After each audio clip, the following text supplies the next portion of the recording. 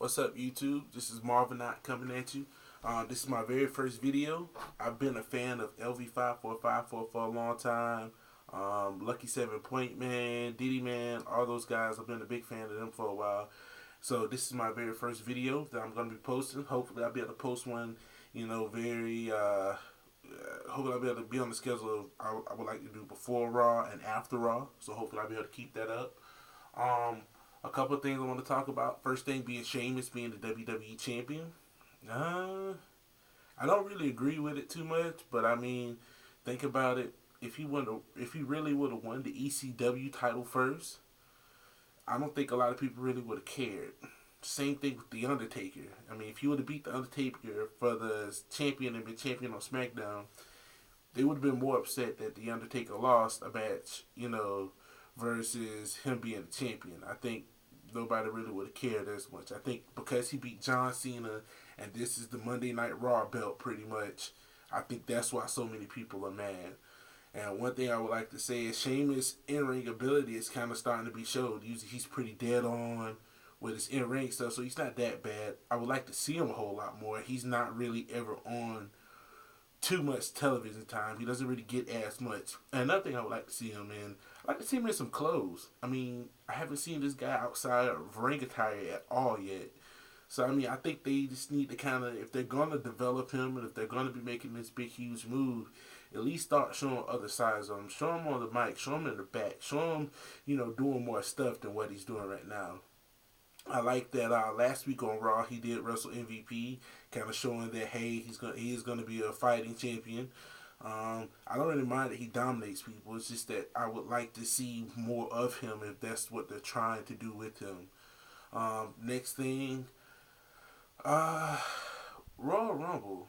Um, at least it doesn't look like that as much, but I mean, on what I've been hearing a lot of is people think Ted DiBiase is going to win the Royal Rumble, and I just don't see that as being really likely. I mean, if you really look at what's going on in the sense of Raw right now, and you look at who's getting time, Ted DiBiase really isn't getting that much time. They don't really show off his mic skills that much. Anytime you see him, you always see him with Cody Rhodes, or you always see him with Orton. You don't really see him without either one of those two, if not both of them at the same time. So, I mean, that's what I'm saying. I don't really think that's so likely.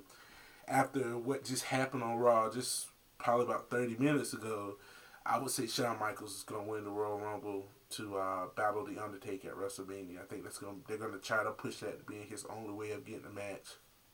So I kind of see him doing that. I see him winning it and Bret Hart screwing him out of it. Some kind of way Bret Hart's going to screw Shawn Michaels. You see that coming already. And you're going to get to see the McMahon and Bret Hart match in a street fight at Royal Rumble. So at WrestleMania. Sorry. So I mean, those things are coming. But Ted DiBiase to win, I just don't see it being possible. And also afterwards, I'm starting to see that there probably will be a feud between Kofi Kingston, Randy Orton, and during that U.S. title match, I was kind of thinking that there might be a feud between Kofi and MVP, but once Orton came out, you really see that it's really going to be Orton, unless MVP screws Kofi some kind of way. But I really am glad they're keeping that feud going. I really am glad they're trying to keep some fire on this guy, because if they drop the ball with him, it's just like, what in the hell is going to happen next? I mean, they dropped the ball on Jeff Hardy for a real long time. They've completely dropped the ball with Matt Hardy. They've completely dropped the ball with Shelton Benjamin. I'm not saying this a racist thing. I just think that they're dropping the ball with some really premier people. Another one being Jack Swagger. Where the hell is Jack Swagger? He usually wrestles on Superstars now. So, I mean, I think that they're starting to drop the ball on a few big name people who they could have had. And they dropped the ball on a couple of people who could have really been big stars. I think the most being Matt Hardy. I mean, we see how the crowd reacts when Matt Hardy comes out now. And to be honest, that was happening a while ago. To me, they should have made Matt Hardy a champion when he was a heel. I think it would have been a whole lot more interesting than what it is right now.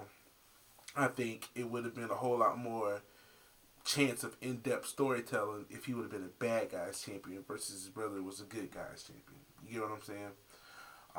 Next thing I would like to talk about is going to be the whole, celebrity guest hosts, that is kind of getting really boring really, really fast. I mean, you got these guys who know nothing about Raw, who know nothing about wrestling outside of maybe The Rock or Stone Cold Steve Austin. And they're coming in and, they're really trying kind of hard, I guess. Timberland tonight sucked. He was high. Like he was forgetting a lot of his lines. I mean, it didn't even look like, you could tell he forgot a lot of his lines. So, I mean, I just wish they really stopped this. I mean, Cedric the Entertainer sucked. The Osbournes, in my personal opinion, sucked. One of the worst ones was, what's the guy who hosted after? I can't think of his name. I'll think his name in a minute, but he really sucked too. Like, it was just Jeremy Piven, that was him. He really sucked too. So, I mean, all these guys really suck, dude. I mean, some of the best hosts was Shaq. The guy who was the owner, I can't think of his name, but he was the owner of the Mavericks. He was pretty good. But, I mean, for the majority, these people suck. And I don't know why they keep this on and going. Some of the celebrities they getting aren't really even celebrities anymore. They're just people who are kind of popular, so they just decide to put them on Raw. If I was McMahon or if I was the WWE, I would actually start putting on a lot more of the people who don't wrestle anymore from the Attitude Era, or just, some wrestlers who, still like the host. I think they have better experience. I think we'll see a whole lot more entertaining show. I think, you'll get some quality people who know how to get on the mic and talk and not completely fumble. I mean, it's just starting to get to be ridiculous trying to watch Raw and they're doing these stupid gimmick things. Like, remember the Snoop Dogg host and he did the thing with the candles? The Osbournes, he had Chris Masters come out and he did the thing with his man breast. I mean, it's just starting to get to be ridiculous, man. I mean, it's not really even entertaining. When I see they're about to go into a segment like that, I usually turn it. I mean, it's just not even worth it. Remember on Bob Barker hosted, they did The Price is Right. All these things are just things to kind of take up time for where they normally would show a match, and it just goes nowhere. So, I mean, these things are just starting to be completely stupid. Next topic, last topic is the Divas. The Divas are really, really, really starting to work me and really get on my nerves as far as why in the hell are they there. I agree with LV5454 that they really need to develop some character. And not only that, it's fine women out there. It's women who look good, who can wrestle. You have Gail Kim. You have other female wrestlers who look pretty nice and they do wrestle and they actually have good matches. I mean, I know the WWE is, sports entertainment and you don't really get the full ROH quality matches. But I'm not really looking for that when I look at WWE. I'm just looking for something that's going to keep me entertained. I mean, that's partially the problem. I mean, that's partially what I don't have against Sheamus. When I do see his matches, they usually pretty entertaining. They usually only 2 seconds, but at least I get to see that match. But the Divas matches now, I turn them.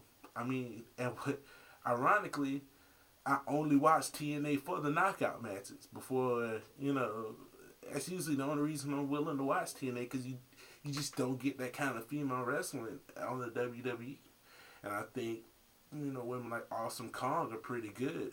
What if Beth Phoenix left WWE and went to TNA?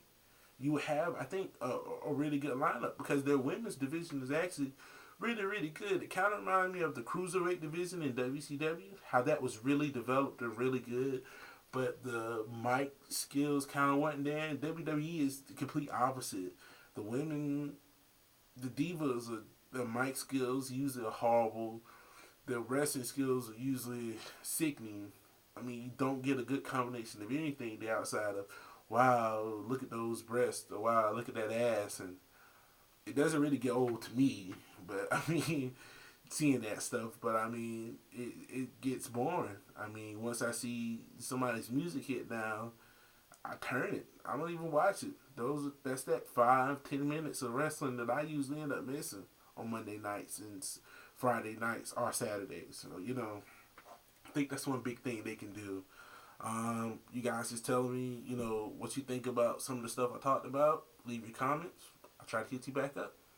Peace. Marvinaughts out.